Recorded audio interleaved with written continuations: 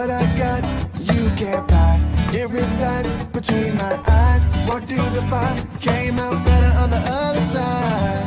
See, life's like a beach if you find the sand. And right now, I'm feeling like 100 grand. You are listening to Inspired Insider with your host, Dr. Jeremy Weisz.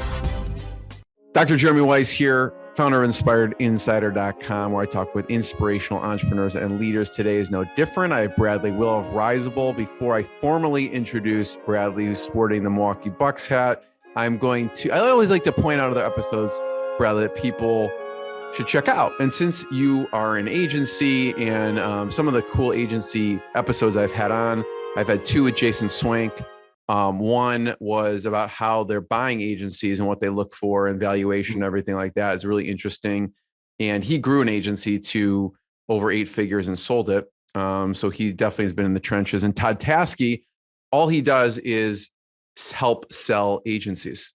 So it's kind of like a broker in private equity had a love child, and that's what he does. So he has a Second Bite podcast. You should check it out.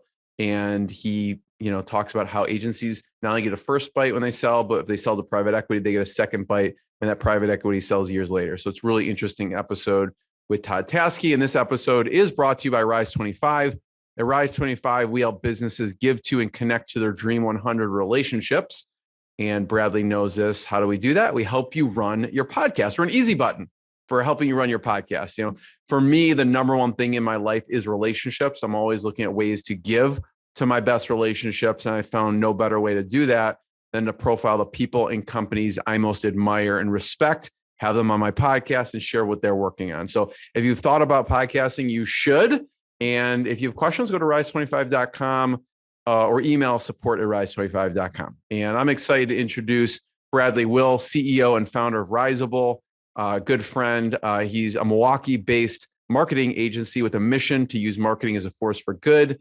I tried to buy his domain from him a while back. He would not sell it to me. He, basically what they do is they develop lead and customer acquisition systems for brands who make a positive impact. So if someone wants more customers and leads, they hire Bradley. He helps with anything from the email to the whole system around just keeping in touch with that person so that they come into your funnel and into your world. So along with his team, they have a love for dogs. They're working towards building a shelter in Wisconsin as well. Bradley, thanks for joining me.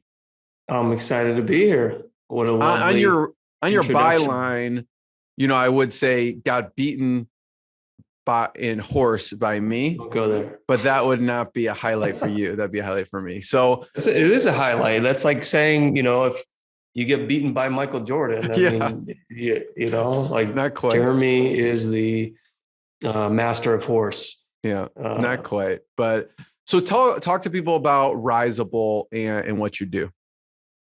I think you hit it. We're a Milwaukee-based agency. I used to live in Chicago, which, is how I met you. And we focus on customer acquisition systems. It's just a fancy word for developing systems, not only, like a landing page or a sales page, but follow-up process that really maximizes, the money that you're going to spend on paid advertising, Facebook or Google.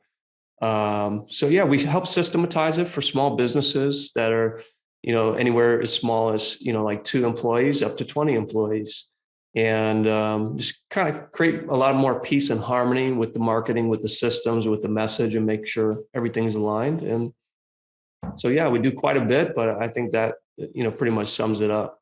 One thing that you are really, really good at is, more specifically within systems, is automations. And you're really a genius at setting up these email automations and making sure the email is set up properly. And because you could drive traffic to somewhere, but when you capture that lead, to remarket to it properly and to keep top of mind is key. So, maybe we'll talk through, I know you've worked with a lot of different industries, maybe the float spa, and we'll get into some. So if you're listening to this and you're really wanting to get to next level with your email communication, we're definitely going to break down some processes there. But why don't you start with what'd you do for the float spa? Yeah, so that's a great question. It's a company we had worked with locally here in Milwaukee since 2019. And the intention was to help grow sales and create more systems to bring more people in the door. So it's always a tricky thing, Jeremy. Like, you come into a business and it's like, well, what do you do first? Like, where do you put efforts? Why were they contacting you? What did they want? They just wanted more clients? I contacted them. It's when I first had come here to Milwaukee and was reaching out, and I was like, if there's any one business, I was a customer. And, I was like, if there's any one business locally, because we do a lot of digital businesses. And so for me, moving to local businesses was new. So that was it. It was literally like, if there's any one business I could work with, who would it be? They came to mind. I sent a cold email and probably a 30-minute recorded video of like things to do to improve the marketing, and got me a meeting with the owner. We sat down and let's break that down for a second. So it was a cold email, right? So I want to know what elements you put in that cold email to get their attention. And then obviously you end up working with them. And just briefly, for people who don't know what a float spa is, just describe what that means. Yeah, it's a pretty cool experience. So it's like a open pool or a enclosed pod, like a hydraulic pod. And it's designed to remove all sensory input so that your body has the ultimate opportunity to be in the most relaxed state. So the lights are out. The sound it's soundproof. The water is the same temperature as your skin. You float, and it's like you're literally sometimes could feel like you're floating in outer space. That's how if you're claustrophobic, is that an issue or no? No, because they have open pools and in the pods, you can't really see, but yeah. It sounds scary. Like they close it over you. I have to try it one of these days. Yeah, it's like hydraulic. It's like this, right? So like you can literally push it up with 2 fingers. Got it. On the lid, but the lid is designed to keep the temperature controlled in there. So it's a cool experience. If anybody's watching this, hasn't checked it out, go look at your local float centers. So you send this cold email. I often say, Jeremy, like the day after, I feel like, one of those times where you sleep like 14 hours, and you're like a little bit kind of exhausted from that. That's kind of what I feel like afterwards. I'll have to try it. Cold email. So what was in that cold email that got the owner's attention? Then how'd that conversation go?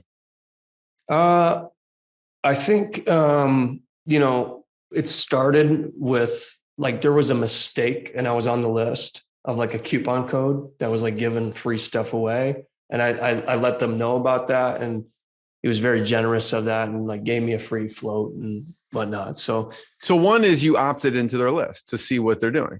I mean, you were also a real life customer. I mean, you were doing it genuinely, but that was the first thing you did to see how you can help. Yeah. Brands that I'm interested in, things that I'm interested in that are fun. And then second, from there, when that came up, I was like, this would be a lot of fun to break it up because we're doing email campaigns and all kinds of digital marketing. So this would be fun.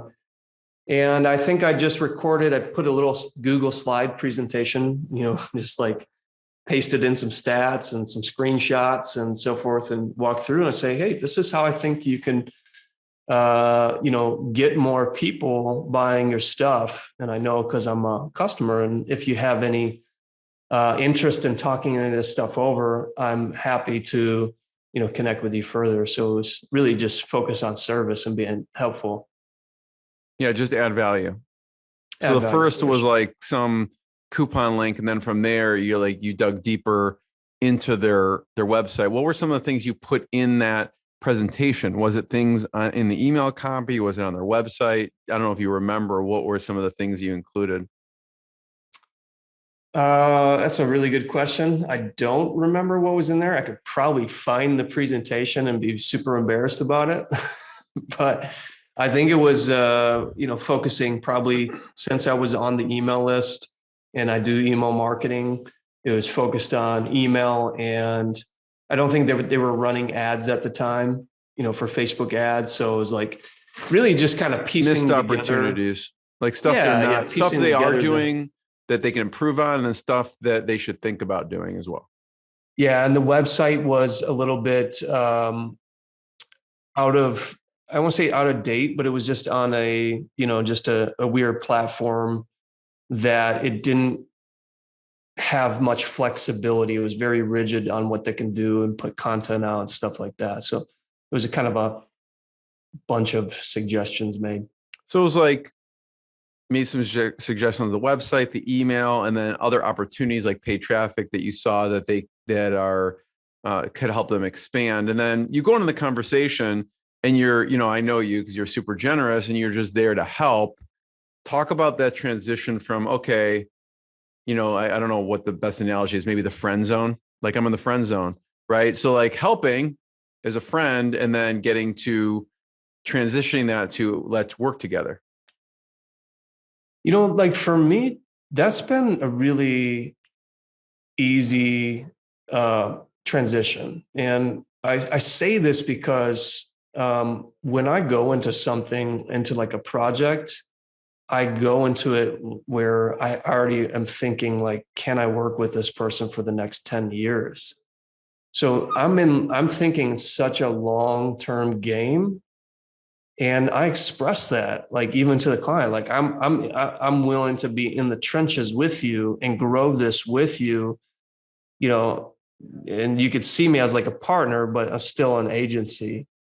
So I feel like, that really disarms people, business owners, like it just demonstrates trust. I feel like this is a person I can trust, and I don't do it as a show. I do it because I truly care about these things. I'm interested in it. And I feel like they just feel that. And I say, look, if this is helpful, like when I do like webinars and such, the transition that I make is like, if you're going to sell anything, somebody's got to be bought into the model of what you're selling first. The model is different than the solution. The model is likely contained in the solution, but they got to be bought into this concept of digital marketing, doing things consistently over time, closing some of these gaps, and that's your way to success. And if they're already bought into that model, it's like, well, you can go out there and hunt down other agencies that do that. Or, if you want somebody local here that can help you come into the shop, then, I'm your guy and we're your team. And so that's how I do any selling, is sell the model and then present the solution and let them make an educated decision. Yeah. And then you kind of say, I'm willing to wait around. Like, I could see us working for a while, so there's no rush. If you give them, add value and go, listen, if you don't want to work together now, I'll wait around for 10 years and we'll work together in the future. That kind of thing. I mean, I laugh, but it's like 100% how it goes. And, like usually when we get a proposal out, it's, for the most time it's accepted, but we're not blasting proposals out to everybody. We're very selective and transparent of that. We'll tell somebody if it's not a fit up front. But you're right. It's like, yeah, no worries, no stress. Let's talk about some of the email stuff specifically with the float spa. Yeah. All right. Because, you're an email savant with automation. What are some of the things people should be thinking about for their email campaigns?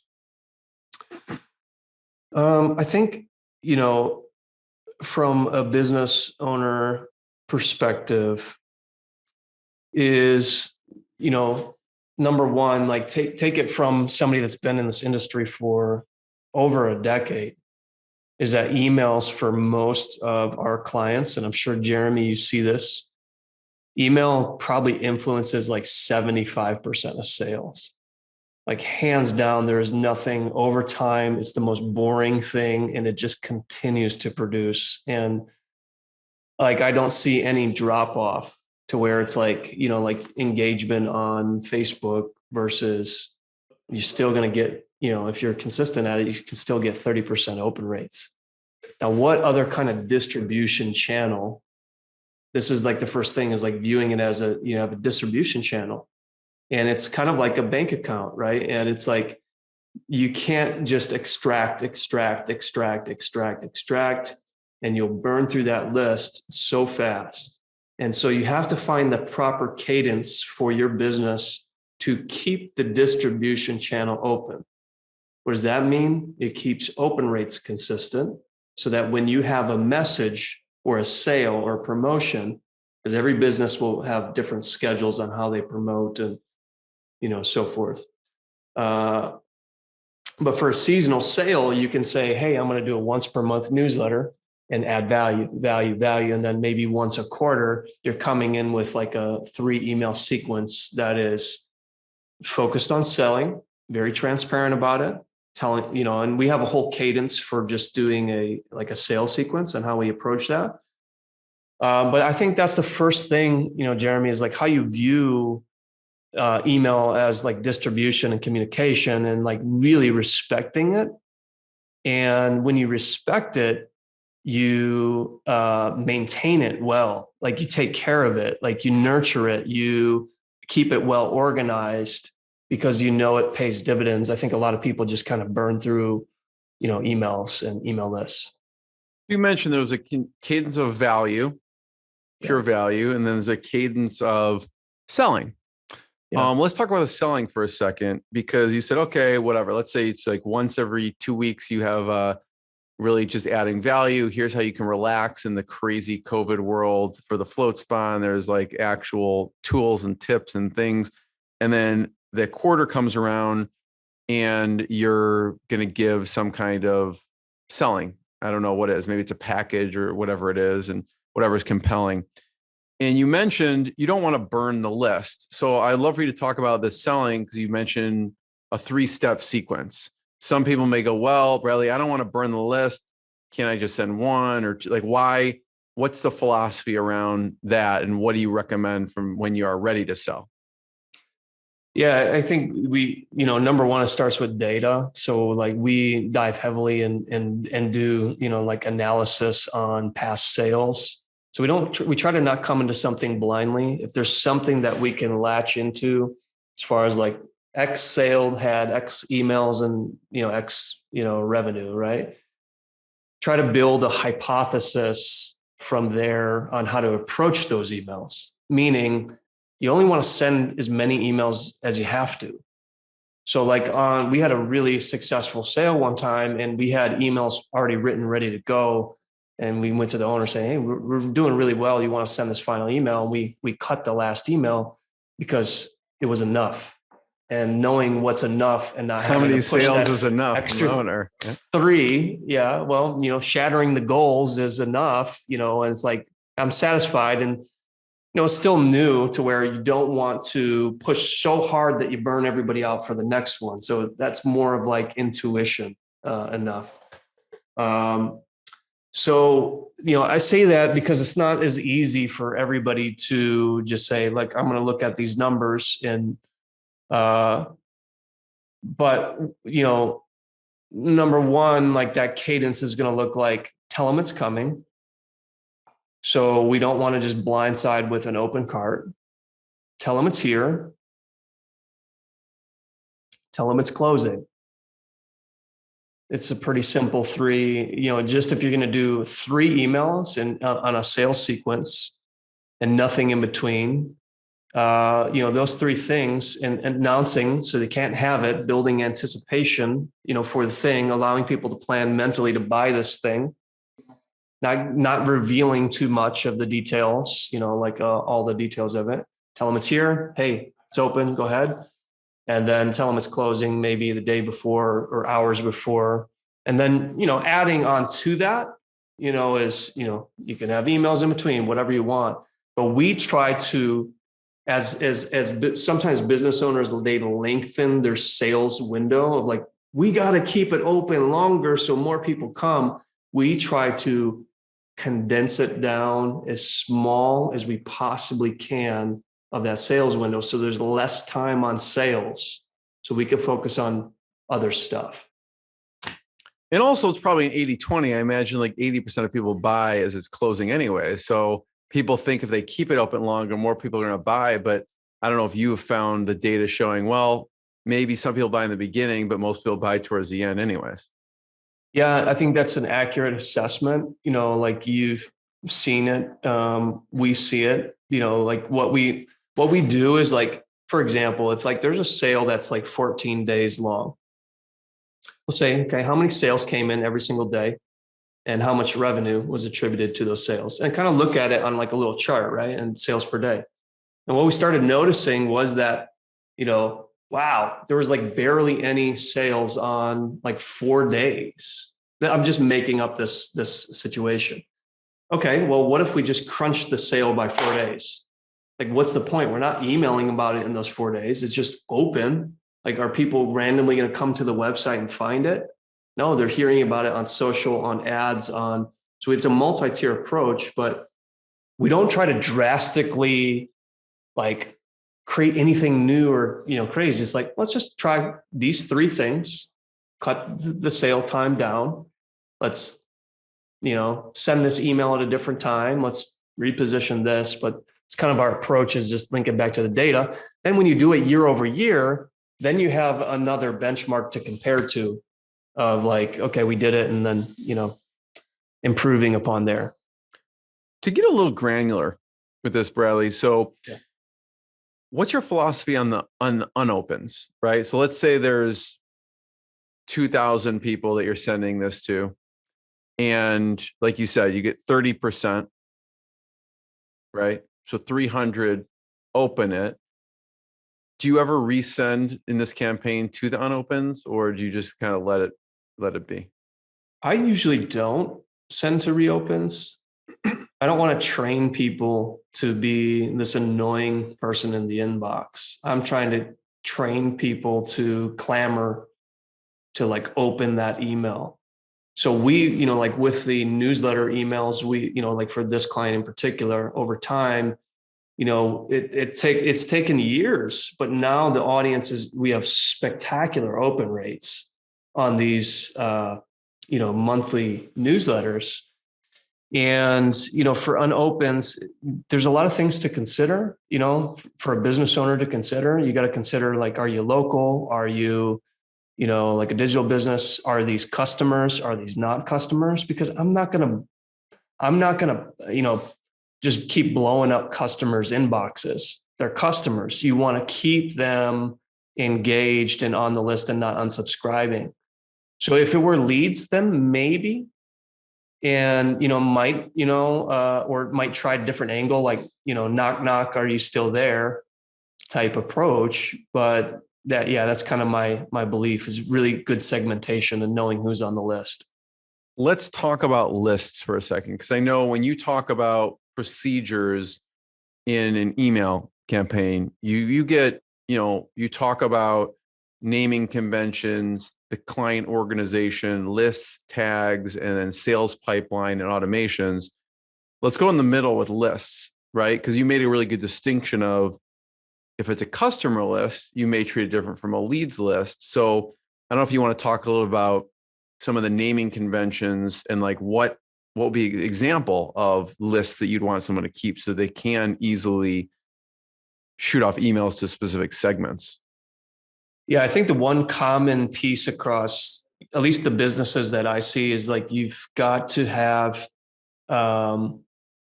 current customer lists. So meaning like updating or having a staff member update the CRM to have the most up-to-date thing or the most up-to-date client records. Because we get into so many accounts and, I talked to somebody the other day and she was a CEO and she's like, I don't want to show you. I'm embarrassed on what you're about to see. I'm like, you would be surprised on how messy business owners are moving fast. Like their CRMs almost 9 times out of 10 are a mess, and that's okay. But, getting those principles in place to like, if you're going to have one principle, we're going to keep immaculate records on our customers. We want to know who's a customer, if you have like a retainer business and inactives, inactives. And, if you can do any segmentation, if you have like variances in price difference, let's say it's like a $10,000 product or service versus like a $50, you definitely want to be able to, segment out those higher tier clients. And then your lead list, people that have not purchased anything. Like if you do those two things, and like you mentioned naming convention, literally every platform is going to be a little different. But if you named it customer, literally the word customer or client hyphen product.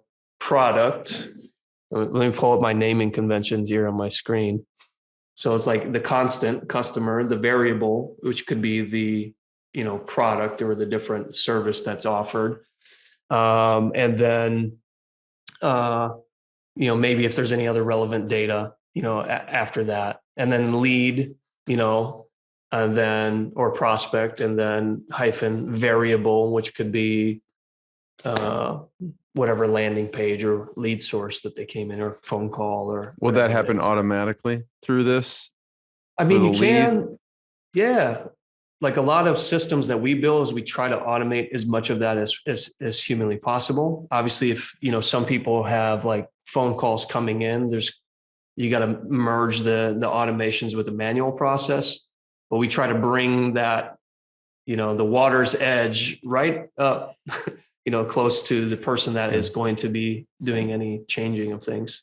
Yeah. So let's use the example of Activecampaign, and maybe we'll talk about a couple different ones. I'd love to hear what tools that you like for email. But let's say someone buys a $10,000 product, you would have it so it's goes into that list. If someone buys this product, so it's already, you name the convention customer dash 10,000 product or something. And so anyone who buys that, it would automatically, if they bought it, let's say there's an Activecampaign, it goes into that list, right? Same thing. Is that accurate? Yeah. Yeah. Because, Activecampaign, which is, I like it a lot. Just for small businesses, it's a very feature-rich platform for the cost. It's very similar to HubSpot. HubSpot's definitely a much more premium platform. Activecampaign doesn't do checkouts, right? So you can't purchase on Activecampaign. You need a checkout software, e-commerce software. So let's say you're using something like Stripe or what's one of the big ones out there? Samcart. Yeah. Or, use something like ClickFunnels or other, shopping cart tools. Usually those can be passed together through something like Zapier or like a direct integration, so that when they purchase, on whatever software you're using, you can either pass them directly into Activecampaign using Zapier. Zapier just sends the data between platforms. And then, or you can, pass, if it's something that, somebody's using something that is not friendly, you can, pass it to like a Google Sheet and then into Activecampaign and manage it from there. Yeah. Yeah. And I want to encourage people. I did actually interview the founder of Activecampaign, Jason Vanderboom, on the podcast. So it was a really interesting episode where he talked about putting the customer experience first. And they've been growing like crazy, but I could see that. So yeah, go ahead. I was going to say, on that note, they have fantastic customer service and they're right there in Chicago. And I have a little bias to them. But we were having some issues, and this is a good thing too, when switching platforms. We just ran into this issue, which was new, is that we had huge open rates and moving to Activecampaign. And this is just a thing with any switchover. So not specific to Activecampaign. The deliverability dropped, the open rate dropped significantly. Why is that? Very, very low. What's that? Why is that? There is a long list of, reasons why, a lot of different variables, which is probably too technical to go into, but usually I'll sum it up, people are trained like if you're delivering from MailChimp, you're and like to Gmail accounts, they're essentially like trained to receive it from this, and now they're receiving it from a new email service provider. So it may like go a lot into of- one of the other folders. It may go into social media or promotions because it's used to a certain provider. Yeah, and I'm not an email deliverability expert, but their support team like wrote us a huge email, like providing all this insight. And we're like, dude, this is fantastic on the insight and the reason, excuse me, the reasons why that was happening. So what are the other platforms you see people using? So Activecampaign, HubSpot. Are there any others that are popular that you are because you're agnostic. You'll go in, you'll help the clients, whatever they're using. Obviously, you'll make suggestions. Are there any others that are popular out there? I mean, HubSpot, are you talking about just for like CRM? CRM and email. Yeah, exactly. HubSpot, MailChimp. A lot of our clients will be on like kind of like a starter I call them like starter platform, like MailChimp, because you'll reach some point, even with a large list, that there's only so many things that you can do. And then we kind of migrate to Activecampaign from there. But like for e-commerce brands, we use Klaviyo, which is a really cool platform, especially if you have a lot of SKUs. And I mean, we're besides like those three, that's pretty much what we're down to is like MailChimp, Activecampaign, HubSpot, and Klaviyo. So back to the naming for a second. So obviously it's ideal. It gets automated somehow. Either there's a direct integration or Zapier with someone purchases, but it seems like it's kind of broken up into, you can get really granular with the type of product, or it's like customer dash VIP if they're above a certain amount or whatever the product is. And then maybe customer dash below a certain amount. So you can kind of segment the customer base. And then inactive. So customer dash inactive, I guess, then you can push those to inactive. And then the lead list. So I'm not sure if there's more segmentation that you typically, I guess where it comes from. So if it's lead dash form on the website, maybe it's lead dash a landing page, maybe it's lead dash wherever it's coming from. And that can also go into a certain, you may treat them differently if someone called, I guess, than someone came in from a Facebook ad from a landing page. Is that accurate? Yeah. I think like starting with priority, like what is the most, like, that's kind of where we look at everything, right? Like what is the highest value customers to the business? Like for a lot of businesses that could be subscription revenue or, like retainer revenue.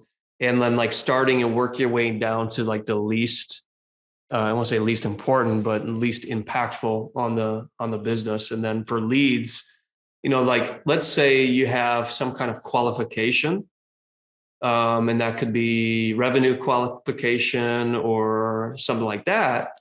You could segment by, having a list of just like, even if you start with just the best, hottest audience, all of a sudden this like complex idea, like what we try to do is like serve it up on a silver platter for like the decision maker of like, wow, I've got 72 people that meet this criteria. Like if I'm doing anything in my business today, I'm having conversations either directly or in an email blast to these folks right here. So that's, that's kind of how we segment. It can get super granular. Also with, Activecampaign is kind of cool. And HubSpot is the same, is that you can do site tracking. So like if you're doing a promotion to people already on your list, instead of having them opt in, you can set up a smart list that will build a list of people that have visited a certain page on your site. And you just install a little piece of code to be able to do that and track that. It's funny because I did an interview with Brian Kurtz. I know you know Brian Kurtz as well. He sent billions of direct mail pieces, and he talks about this on the best ways to segment a list for a business. And he talks exactly what you said, which is RFM, recency, frequency, and then monetary. And that if you do those, you look at the segmenting through that, which is basically what you're sort of automating with this process is the most recent, most frequent buyer, and then they spent the most money. Those are your best buyers, right? In 80-20 world. Yeah. So Yeah, I like the way that you put it. That's a much more intelligent way to put it. no, it's not mine. It's, Thank you, Brian. Brian Kurtz, for that. But the way you broke it down is very actionable within someone's. I mean, you're sort of automating this piece in a sense through what you're doing with the campaign, which is cool because then you don't have to worry about it as much. Yeah, and the RFM, for us, and for business owners, it starts with confidence and trust. And if 6 months, a year goes by of working on the lowest impact things and lowest result things, usually, it's going to create a little bit, maybe stress and frustration. So we try to, by focusing on those segments and let's say having a successful promotion, it builds confidence between, the two partnerships, between the agency, between the business, and builds excitement for us because we're always going into something new. Jeremy, you do deal with podcasts. You want to see wins for your clients. And so we just try to focus on the things that are going to create the biggest wins the fastest. Are there certain, so we talked about list naming conventions. I'd love to talk about tags, sales pipeline automation. Start with tags, just overview. What should people be thinking about as far as tagging goes in their email or CRM? Okay, so this is going to be very specific to Activecampaign. So number one, disclaimer on this conversation, what you're about to hear needs to be relevant to your platform. But for Activecampaign, a tag is going to be something so like lists, the way lists work in Activecampaign is they control like automations and deal pipelines. So the lists are like, going to be customer and lead focused and, product ascension and canceling things. So they're going to be like the starting point. Tags we use more so for, like dates or things that are just like notes in the account, things that are going to come off on and off. And we're not worried about losing as far as like data goes. Like tags can get very messy in accounts. They get granular, right? Yeah, they get granular. What would be an example of like a tag you'd use that, because really a tag is there so you could segment the list to send a specific population, right? Yeah, we use them a little bit differently. Mm-hmm. We try, because yes, you can segment by tags and, segment and it's easy to find people. But what I find and what our team finds is that tags really get messy. There's not really a good convention. So we put most of our weight into lists and then put as much data in the contact records as we possibly can, if it makes sense. And then what's left over, or if we need to like do functional, type thing, like something real quick to segment people, then we use tags. I understand everybody's going to be different. It's just like, there's no sense, rhyme or reason to how people usually are using tags in these CRMs. And so it's just a huge mess. So we try to limit tags as much as possible. What would be an example of like a OK tag, like that you've used? An OK tag. Yeah, like you're saying it gets messy. You don't want to do it too much because you really are segmenting it via the list. But what would be a tag that you've used? You're like, okay, this is a good use case for a tag. For example, there's a client and they do these workshops, leadership workshops, and we use, like, for example, let's say they do it once per quarter. We could say October workshop, October 22 workshop, or something like that. That's how we would use a tag. And then what about thoughts on the sales pipeline when you're, again, setting up? It could be an Activecampaign. There's a lot of different pipeline CRMs that you can use. The thoughts on a pipeline? Yeah, like as far as when you're setting up a campaign, I know one of the categories that you think about is the sales pipeline. Are you setting this up in Activecampaign also, and what are you recommending? Yeah, so the sales pipeline is, it's like kind of like multifunction. It's a great visual tool. It's kind of like in stages. So you see like, lead, had phone call, sales call, like you could develop out the stages. So it's a really good visual way to see how much money is closed, how much is left on the table, because you can assign a deal to each contact record and say, hey, this deal is worth $2,000. And it for a business owner, like I try to go to like a CEO perspective. Like, Jeremy, if I'm organizing your business and I make a tally of everybody that your team has spoken to on the phone, and let's just say, I don't know anything about your business, but let's say each is an average deal value of $2,000. And I can show you a visual list of all the people that you are yet to follow up with. And that's like $100,000 in revenue. You might be like, yeah, let's have follow-up conversations here. I don't want to do anything else. Let's get these people moving to the next stage, or, off if they're not the right fit. So deals is a really easy way to navigate where somebody's at in the buyer's journey.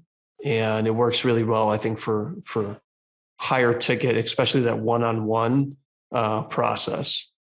Yeah, I mean, there's various tools for that. I mean, I've had the founder of Pipedrive on, and they do that. But Activecampaign actually also does that, which is kind of cool. You can set up in the deal, you could set up the kind of a sales pipeline, right? So if it's like a new contact, and then they schedule an appointment, and then you sent the proposal, and then they signed it, you can set up all of those and move people along in that pipeline. Yeah, for sure. For sure. And, like Activecampaign is cool because having it, and I know I haven't used Pipedrive, and this is like the fun conversation everybody loves to have about the technology and which is best. And for Activecampaign, I don't have comparisons to it. It's just, it's nice to have it in there.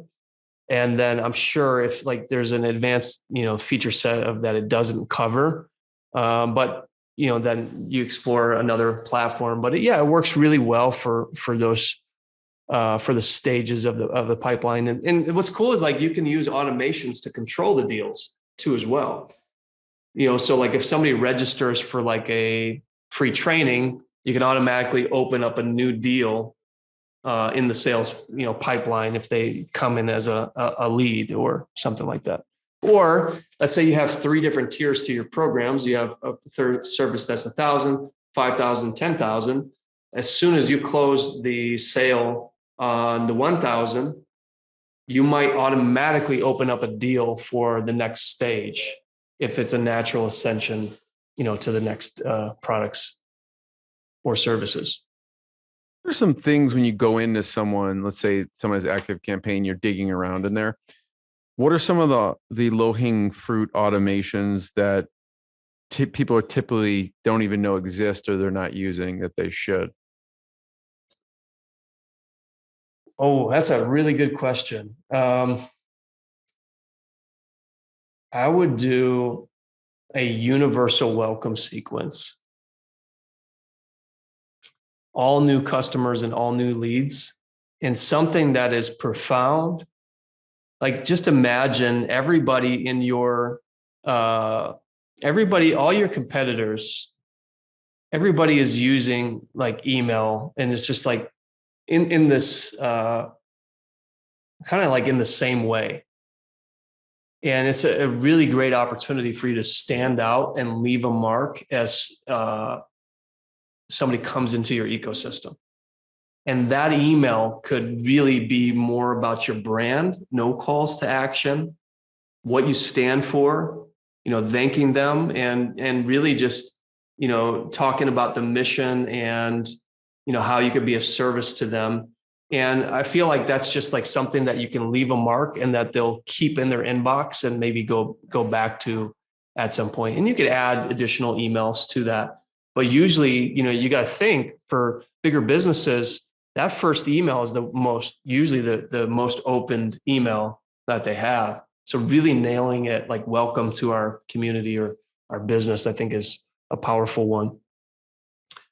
And the other one is, I think we've had quite a bit of success with like customer review campaigns and automating that process. So like after somebody comes in for a visit or they purchase a product or just right at the right time, sending, follow up with the next stages on, what to do. And we try to prevent as many negative reviews on, like, let's say Google, for example. So like directing to the website. Did you have a poor experience? Do you have a good experience? Yeah. The good experience. Good experience leaves a review. The poor experience goes to the contact form. Yes. Is that right? Yeah, exactly. Yeah. So universal welcome sequence, do you think of that when you picture that, do you think of that as just the initial email, or are you picturing that as like once a week for 3 weeks? What would be a good cadence to start with? Start with one. Most business owners just got to get that one nailed and just start with one. Cause I know, we think like we got to build this sequence, and that's where it gets like really overwhelming, or like funnels and upsells and this. And it's like, you know who's got a really fantastic, I've never had their product, but we were doing some research, a company called Mudwater. Just Google it, Mudwater. Yeah, I've seen the ads on Facebook. Yeah, their ads. Get on the list. I'm giving them a free endorsement. So I have no affiliation with their company. I don't know anything about what they do, but I was really impressed with how they approach their universal welcome email. That's what we call it, universal welcome email. And it is a beautifully short, like nicely crafted email from I think the CEO. There's an image at the top of it, which is a still of a video. And then that video, the only link in there goes to a video on their YouTube channel, which is really like their brand story video. And it's like the popular emotional piece. And I thought they did such a fantastic job with that. So anything that can help communicate that brand story and help people fall in love with your brand, whether it's a personal or business brand, help them fall in love with you. Bradley, I know this could go on for another 2 hours, but we're limited on time because there's so much here that I wanted to ask you about the float spot. I know you've helped educational companies. You've helped stuff with Lewis Howes and his company, and also a co-working space and a book funnel. I just wanted to kind of end with some big mistakes people make. Obviously not having a universal welcome sequence in general, but what are some of when you go in and you have that owner go, listen, Bradley, I have to warn you, it's going to be messy inside. What are some of the big mistakes you're seeing that here's what you should do off the bat, right? Okay, do the universal welcome sequence. What else are the big mistakes that people are missing, or maybe they're doing wrong that we haven't talked about? I say clean up your account, whether it's you or somebody else, or you hire a professional like us. Like, just clean up your account, because you got to imagine, if you want growth, like, it's got to be done at some point. Yeah. When you say clean up the account, you're talking like segmenting, like getting the proper people on the right lists. Yeah, because like a lot of our time, then you pay somebody, high dollar to do, stuff that is just common administrative work. Sometimes that could take weeks to like sort through customer lists and segment who's active, who's not. So clean up the account. And I'm going to go a little bit off track with the second recommendation, Jeremy, is like, clean up segmentation, but it's literally try to go further into the future as possible and make decision-making from the long game. It's like, I had a conversation on marketing last night, and it was like, not about the funnel. It's about where's this going? Where's this business going? What is the long game of it? Because it gives you more patience to like, for example, I mentioned that switch over to a new email service provider. They're like, hey, you'll probably get back to normal, but it's going to take probably months to get back to your your numbers, and you might surpass it at that point. And sometimes when you zoom out, this technical conversation about email and everything like that, it gets a little less heavy, gets a little lighter and easier to navigate and play the long game of, okay, let's focus on valuable content. And we know it's not going to have an immediate, dollar for dollar ROI, but we know that ROI is coming, as part of the long game and strategy of where are we going? What is our mission? What are we doing 5-10 years down the road? Love it. Bradley, first of all, thank you. Everyone can check out more episodes of the podcast. They could check out Rise 25, and you could check out riseable.com and what Bradley is doing there. So Bradley, always a pleasure. Thank you. Jeremy, appreciate you. Thank you. What I got, you can't buy. It resides between my eyes. Walked through the fire, came out better on the other side. See, life's like a beach if you find the sailing right now. I feel like $100 grand.